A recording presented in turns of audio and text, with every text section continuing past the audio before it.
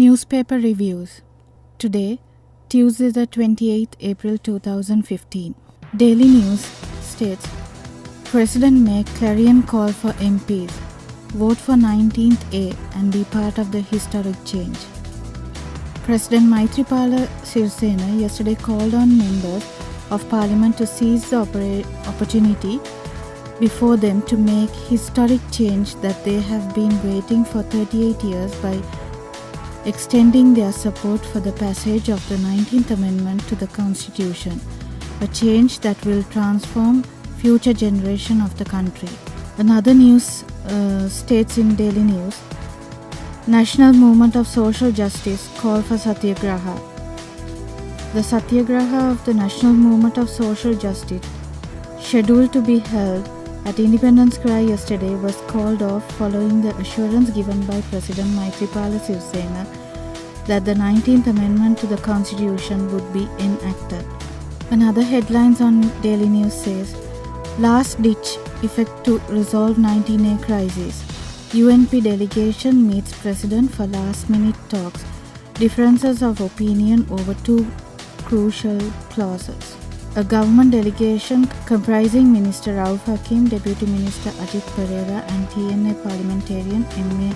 Sumitran was to meet President Maithripala Sirisena last night to brief him on the government's position relating to the 19th Amendment to the Constitution.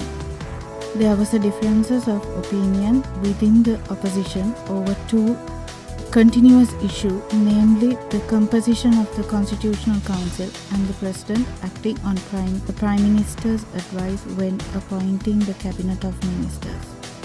Full-face helmet, stay order on ban extended.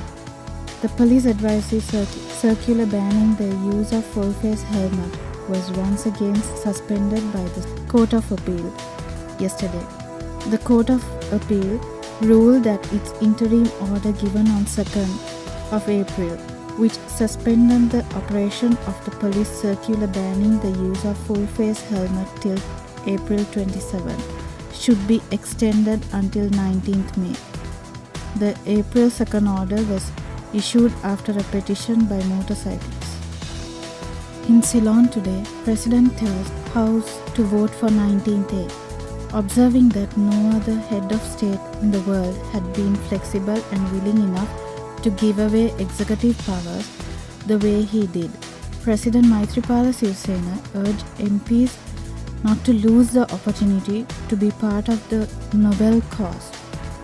Opening the debate on the draft 19th Amendment to the Constitution, the President urged all 225 legislators to seize the historic opportunity and vote for the bill as if was the wish of the majority of the people of this country. Another headlines on Ceylon today. Opposition makes counterclaims. 19A fate unknown. The fate of the much hyped 19th Amendment still lies in the balance, with more than 30 amendments covering 8 board areas being proposed and submitted by opposition ranks by last afternoon, in addition to those moved by the government.